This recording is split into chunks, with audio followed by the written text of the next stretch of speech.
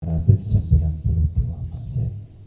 Yang datang pertama adalah Mbah Sayyid Jamaluddin Husain singkang wonten tenggene Setroloyo.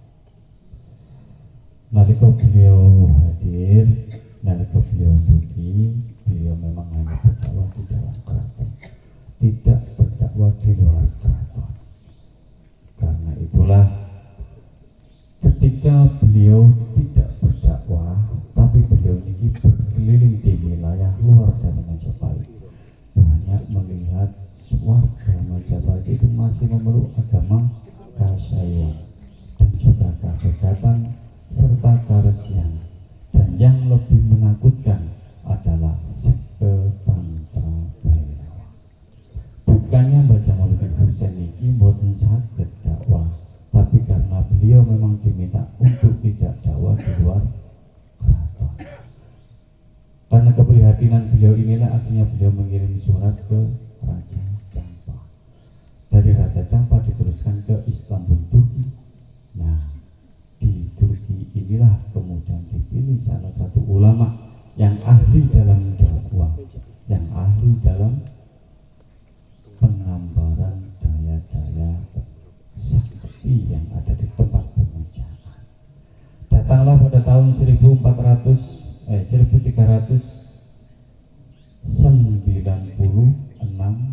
Masehi. Beliau yang dipilih oleh Raja Istanbul Turki adalah Sayyid Muhammad Baqir Al-Farisi bersama 77 orang ulama yang ikut datang bersama beliau. 1496 beliau berlayar hingga sampai ke Canggu, kemudian beliau menemui kepada Sayyid Jamaluddin Husain dan diajak untuk bertemu kepada Raja Majapahit.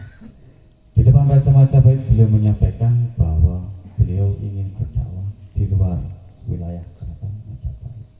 Singkat cerita, beliau diizinkan, kemudian beliau akhirnya berkelana seperti lagunya Bang Haji Roma Irama, berkelana satu.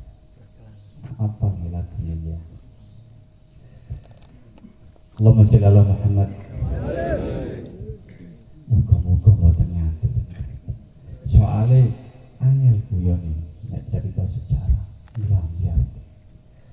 Dari perjalanan beliau selama beberapa tahun, bukan hanya 5-10 tahun, beliau ada di Jawa, mendatangi di dusun-dusun, di mana di situ ada orang-orang yang memang masih melakukan pemujaan, karena Islam belum merebak di Jawa.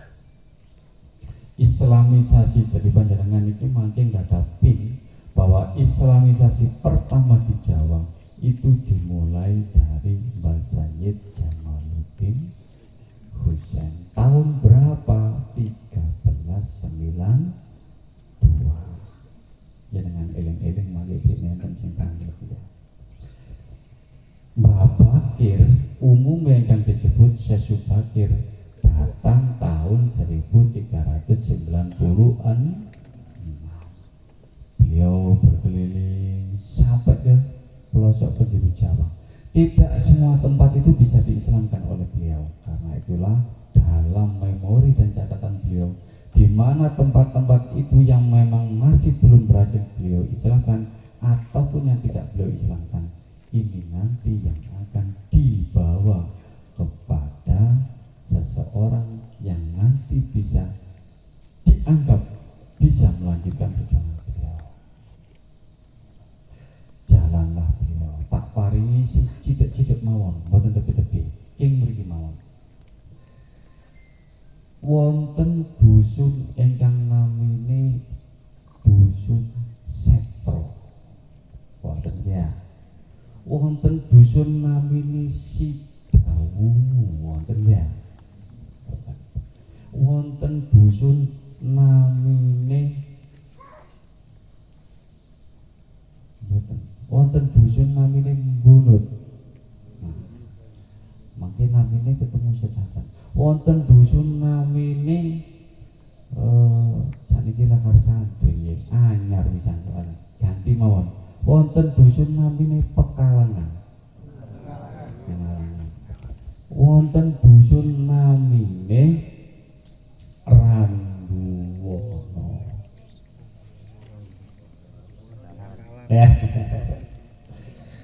Randuwono ini nanti akan punya pakune giri untuk Islam pertama di masa itu yang berada di desa. Nanti nama desanya. Jadi Mbah Subagir ini berjalan di tempat tersebut, kan? Akan tetapi tidak semuanya diislamkan dan ada yang memang tidak diislamkan.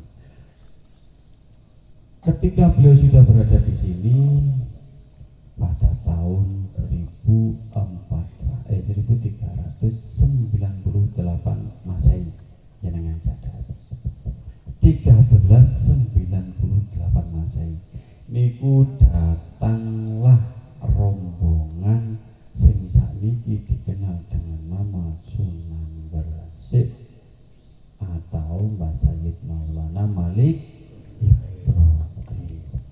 Beliau niki putune Mbah Jamaluddin Husain. Termasuk juga nanti Mbah Sayyid Abdul Malik Al Husain ingkang wonten teng Randu Buka sampun dijelasaken kalih Gus Asrul wau. 1398 Masehi ini berjalan 3 kapal, termasuk di dalamnya itu ada rombongan 1 Mbah Sayyid Amir Tajuddin, nomor 2 Mbah Sayyid Abdul Muthalib, yang ketiga Mbah Sayyid Abdul Hasan Ja'far, dan yang keempat, nah ini nanti ada hubungannya dengan panjenengan, dicatat Sayyid Abdurrahman As-Suyuti Al-Baghdadi.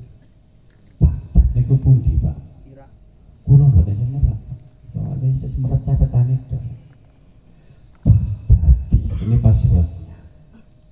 Ketika beliau sudah datang ke sini, tak singkat mawon mungkin kan sakit tanglet. Pada tahun 1402 Masehi datanglah garwa-garwa beliau, ikut rombongan bersama dengan Sayyid Imam Barakat Zainal Alim. Imam Barakat Zainal Alim adalah bapak dari Sayyid Maulana Malik Ibrahim. Barakat Zainal Alim adalah putra dari Sayyid Jamaluddin Husain.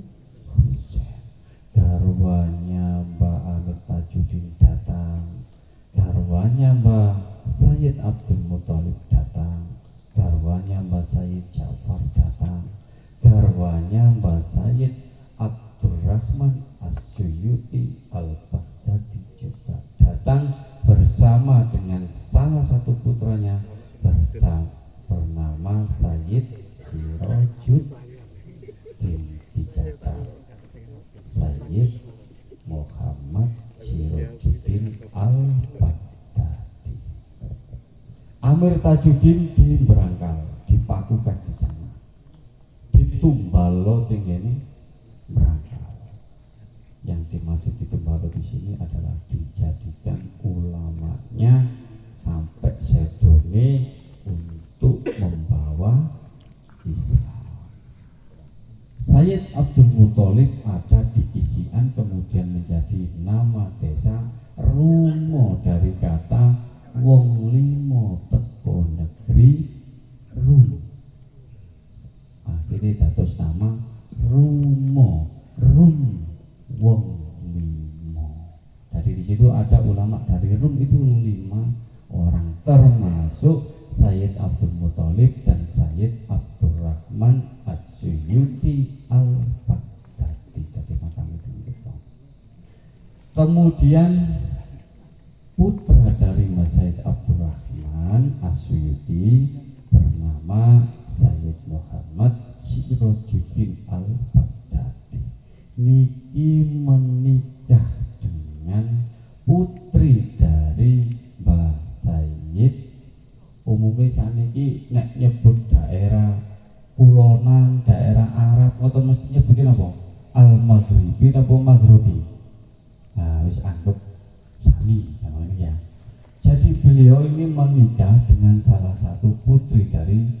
Sayyid Maulana Al-Maghribi yang ada di desa Sembaluleran sakilene makam Mbah Syarifah Fatimah Leran.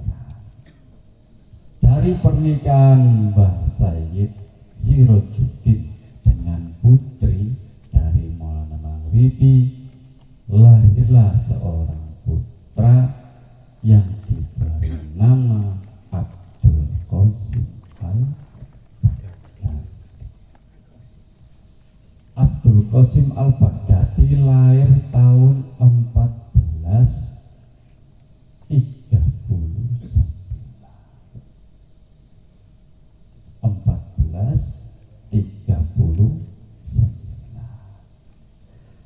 Mbah Sunan Giri lahir tahun 1442. Ketika Mbah Sunan Giri ini menjadi raja tahun 1487 Masehi, ini Mbah Abdul Qasim sudah berusia cukup tua, 40-an lebih. Beliau menikah dengan salah satu putri dari keturunan paman Mbah Sunan Giri yang bernama Sayyid Abdul Rahman yang ada di Gunung Petukangan, Putri Jempo. Dari niki Giri wetane mriki enten Gunung Sari, wetane enten Gunung Mondorogo. Saniki dados Gunung Petukangan. Di situ ada makam Mbah Sayyid Abdurrahman. Mbah Sayyid Abdurrahman ini nggak ada putra, asmane Sayyid Ahmad Dahlan. Sayyid Ahmad Dahlan ini kagungan beberapa putra, juga ada putri. Salah satu putrinya bernama Nyai Fitriyah Az-Zahra Jadal. Fitriyah Az-Zahra ini menikah dengan Abdul Qasim Al-Baghdadi. Ketika pada tahun 1487 beliau ikut kepada Mbah Sunan Giri, tapi belum boleh ikut. Hingga setelah selesai Mbah Syekh Subakir ini menjadi penasehatnya Mbah Sunan Giri atas yang sampun diaturakan Gus Asrul selama 3 tahun. Beliau ini memberikan pin. Nah, kados kula matur wau menika dicatat. Lah, ketika sudah dipilihlah Mbah Sunan Giri ini yang dianggap bisa meneruskan perjuangannya, disampaikanlah kepada Mbah Sunan Giri, iko lho ana jenengane Setro Mengari, iko ana jenengane Setro Sidawungu, ana jenengane Setro Madya, ana jenengane Setro Pekalongan, ana jenengane Setro Randu Wono. Iki wong-wongane sing ndok Randuwana iki doyanane mangan wong. Napa Randuwana niku? Nah, pakai jenengan saged carios ten anak putu jenengan.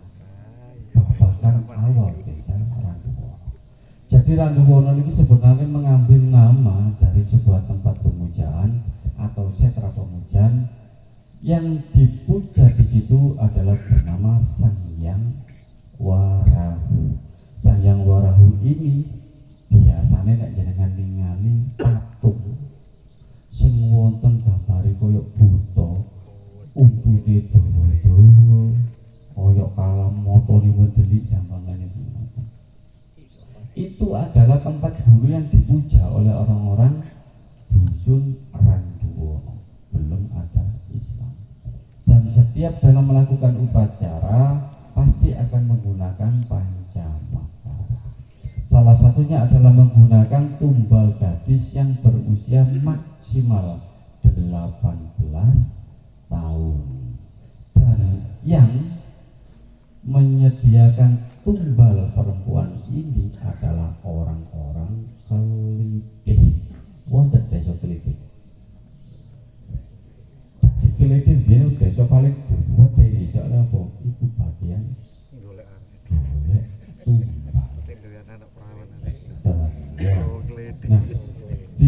setiap melakukan pemujaan, jika ada keinginan makanya baca tapi baca al-fatih ini jago dalam ilmu ya, punya kemampuan yang luar biasa. Tak salah nak jenengan nyebut makramat satu, soalnya memang beliau ini punya karamah. Yang kedua, karena panjenengan dereng semurat jenengan digampang no ketien, ya kan? Nek umpami wongku memang wong sing bapak desa dan sing punya pengaruh pasti disebut bakra keramat karena dianggap punya karo. Nah, Mbah Sunan Giri akhirnya mengutus Abdul Qasim Al-Baghdadi untuk datang ke desa Randuwono. Di Randuwono ini beliau dulu melampah dari utara, ya, melewati desa yang disebut di tempat tersebut adalah ada desa Jono, itu dilewati. Ada desa Jono, ada desa Jabung. Ternyata Jabung sudah dicatat tua, Jabung ini ternyata. Nah, Jawu lor, Jawu kidul anyar. Sing tua niki Jono, Jabung. Nah, kemudian melampah meriki ketemu dengan Resi Badranaya wonten tengene dusun Bakalan. Enten mboten? Enten Bakalan. Lalu sanes Pakal gen kula. Bakalan niku dicatat lere Randuwono. Kidule banyu urip. Lah saniki dadi desa Ngablah Bakalan. Babakan awal itu desa Bakalan. Mlaku ngidul krana desa Randuwono iki wonge wong Brahmacora ngapunten nggih ta mboten? Nggih ta mboten? Brahmacora to. Dadi ketok ana wong teko, wong gak kenal, pakaiane gak kenal, desa ae. Akhirnya dikana belumbangan nang kono, ya, dikana belumbang, dah sampai sekarang, ya, masya Allah, luar biasa. Ditamelaken belumbangan, tujuannya jebak ulama sing dikenal mangsa, wong dikenal moro ini, ditutupi godhong gedang, dilampini pelaras, pantun ngoten diparingi suket. Tujuannya supaya liwat kejeblung. Ternyata diliwati malam boten kejeblung. Berhubung itu mang ana wong telu mendem kabeh, kok iso gak kejeblung? Dijajal ya nyemplung. Dadilah sumur. Enten gak sumur ini? Lore desa. Sumbere mboten saged telas. Sumuran. Nah, siku pokoke. Nah, akhirnya beliau datang ke desa Randuwana, ningali teng mriki. Oh, koyo ngene ternyata omongan. Jadi nek ajenge nglakoni pemujaan teng mriki wonten batu, biasanya niku disebut kalian batu peleman. Jadi nek kapan sebelah kilen mriku enten namanya pelem watu. Peleme kados watu. Boten. Itu paleman watu. Jadi watu ini kotak kados meja, tengahe enten bolongane. Tujuane arek wedok tumpah memang dibelek gedene teng mriku. Dagingnya disiseti, balungnya diobong. Iku sing dilakoni tiyang Randuwono. Wah, ngeri ya. Dagingnya disiseti, balungnya diobong, mantun ngoten nyiapno arep sing dilarang sakniki teng Islam teng. Allahumma shalli ala Muhammad. Nah, nalikane beliau niku ningali kados ngoten, akhire beliau niki usaha ya Allah, ya carane kula niki saged nyadarno warga. Ada singkat cerita mawon sangat campuran. 2 tahun beliau ini berjuang di sini. Bagaimana berjuang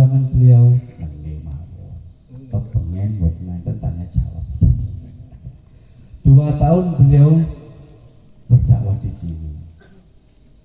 Tidak hanya menggunakan strategi pendekatan kultural kepada warga, tapi juga menggunakan keilmuan-keilmuan beliaunya.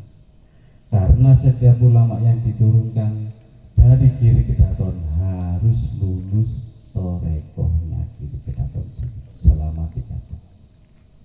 Makanya 1487 beliau ikut Masunan Giri, tidak boleh ikut ekspedisi dulu, harus lulus uzlah 3 tahun.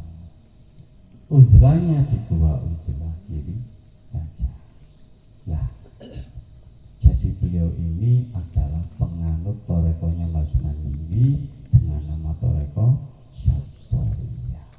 Dan lambangnya orang-orang toreko Satoriyah yang berhubungan dengan Giri Kedaton adalah ketika beliau wafat dibuatkanlah nisan dengan bentuk kurabal. Bentuknya kados M. Maka mimbahe nisane ya napa? Separa boten. Jenengan tingali lak koyo bentuk M. Ngeten toh? Nah, M. Apa makna dari M? M dalam artian ini adalah bentuk Muhammad. Berarti asli Islam. Tak dengan asli Islam.